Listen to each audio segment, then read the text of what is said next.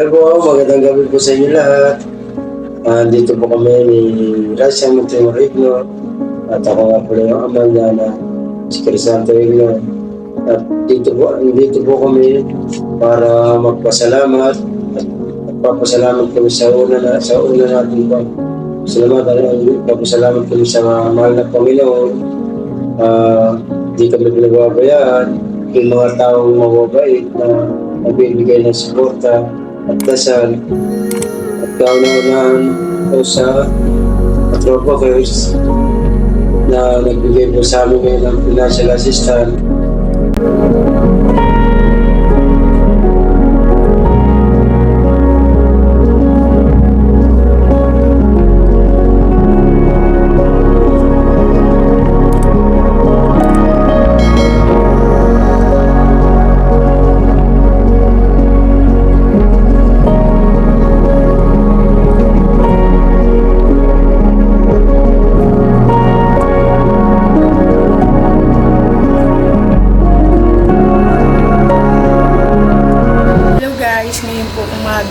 Nandito na tayo sa bahay ni Sir Crisanto Igno. Tara, puntahan natin sila.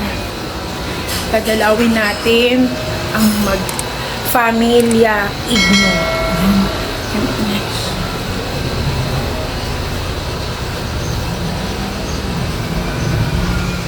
Gandang umaga po!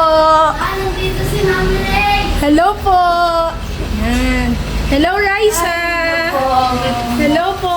Mami Annabel! Ayan po sila. Ang magnanay na. Hello po! Good morning! Magandang umaga po dyan sa lahat ng mga katrupa natin. Ayan. Nandito po ako ngayon sa bahay ni Sir Crisanto Igno.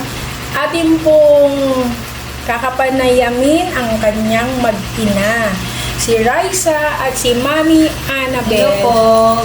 Good morning, Raisa. Yan. Ngayon po ay ating interviewin ang magnanay, kamustahin, para alamin ang kanilang kalagayan sa araw na ito. Kaya, andito po ang kanyang Mami Annabel at saka si Raisa. Mami, kamusta na po ngayon si Raisa? Ngayon po, awa ng Diyos. Okay naman po ang kalagayan niya. Kaya nagpapasalamat po ako sa mga tumulong sa kay Raisa, sa mga sponsor na nagbigay ng cash assistance para po sa kanyang gamutan sa chemotherapy. Yung pinadala po ng Katropa First sa amin, cash assistant po, ito po yung nabili namin ng gatas para po sa kanyang immune system at ito po yung nabili namin para po lumakas po yung kanyang resistensya. Tapos yung iba po, panggastos po namin papuntang hospital para sa chemotherapy. Kaya nagpapasalamat po ako sa lahat po ng tumulong sa amin, sa mga sponsor, sa silent sponsor, sa lahat po na nagbigay sa pagligtas mula noong ligtas po. Sa Katropa First, sa mga kay Sir G, kay Sir Rocky Banto, kay Sir Nelmar,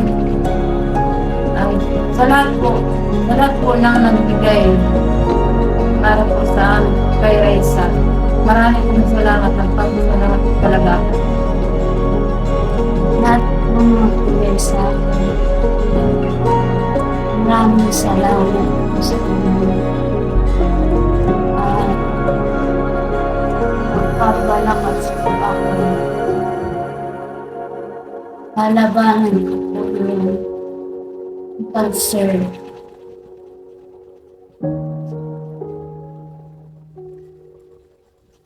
So ngayon, Ate Raisa, Ngayong alam namin na naging successful, magiging successful pa ang iyong paggaling. Ano yung maipapayo mo yan sa mga bata na dumadanas din ng may karamdaman? Ano yung mabibigay mong advice para lumakas at magpakatatag sila sa kanilang mga sakit? Umaban lang po kayo. Kayang liputan. At mag-pray po kami talaga.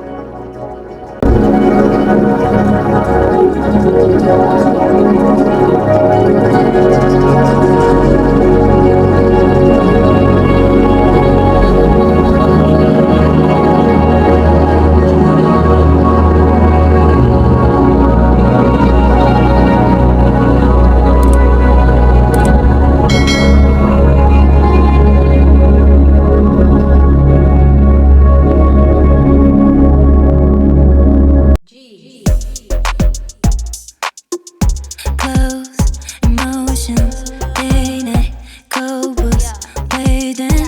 No one, wind up crazy.